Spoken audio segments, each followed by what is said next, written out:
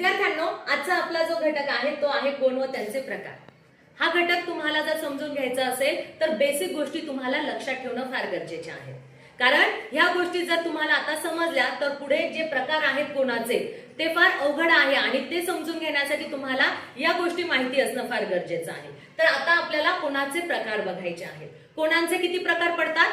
3। कोणाचे किती प्रकार पडतात? 3 प्रकार पडतात। एक आहे काटकोन, दुसरा आहे लघुकोन आणि तिसरा कोण आहे? विशाल कोन। तर सर्वात महत्त्वाचे हे 3 जे कोण आहेत हे लक्षात ठेवायचे। हे तुमच्या लक्षात राहिले तर पुढचे बाकीचे जे कोण आहेत ते तुम्हाला समजून घेण्यासाठी अवघड जाणार नाही। तर काटकोन कशाला म्हणतात? कोणता कोण हा काटकोन असतो?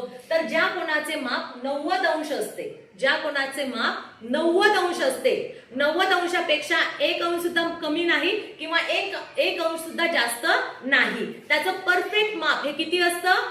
90 अंशच असतं। ज्या कोणाचं माप 90 अंश असेल तो कोण कोणता असेल? काटकोन। तो कोण कोणता असेल? काटकोन। दुसरा कोण आहे? लघुकोन। लघुकोन कोणता कोण? ज्या कोणाचे माप 90 पेक्षा कमी असते, 90 पेक्षा कमी असते तो कोण असतो? लघुकोन। तो कोण असतो? लघुकोन। आणि विशाल कोन कोणता? ज्या कोणाचे माप 90 पेक्षा जास्त असते, 90 पेक्षा जास्त असते आणि 180 पेक्षा कमी असते, 180 पेक्षा कमी असते, त्या कोणाचं माप किती असतं?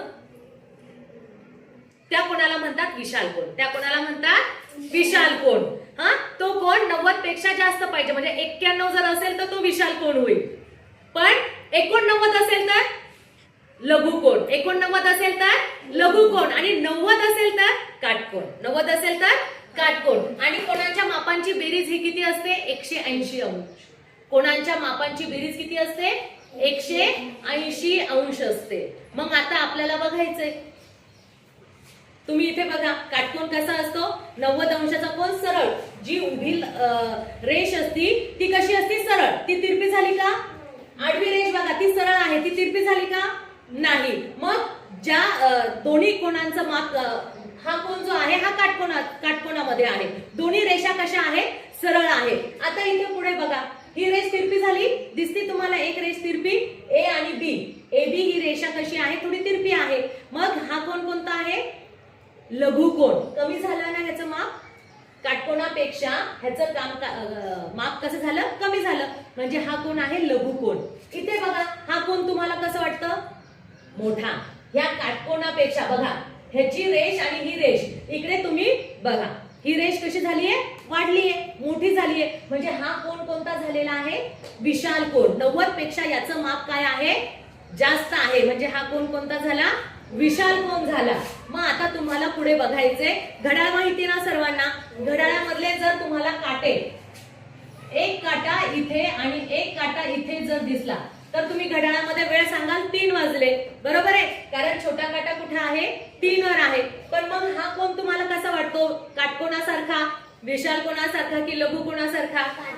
काटकोन। मग असं चित्र जर परीक्षेमध्ये दिलं आणि तुम्हाला विचारलं की हे चित्र कशाचं आहे, कोणत्या कोणाचं आहे, तर तुम्हाला सांगता येईल हे कोण, हा कोण कोणता आहे? काटकोन। कोण कोणता आहे? काटकोन। पण जर तुम्हाला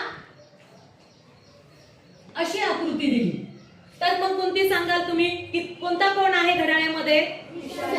विशाल कोन। घड्याळामध्ये कोणता कोण तयार झाला? विशाल कोन तयार झाला। आणि समजा जर अशी आकृती दिली मग तुम्ही कोणतं ऑप्शन निवडणार?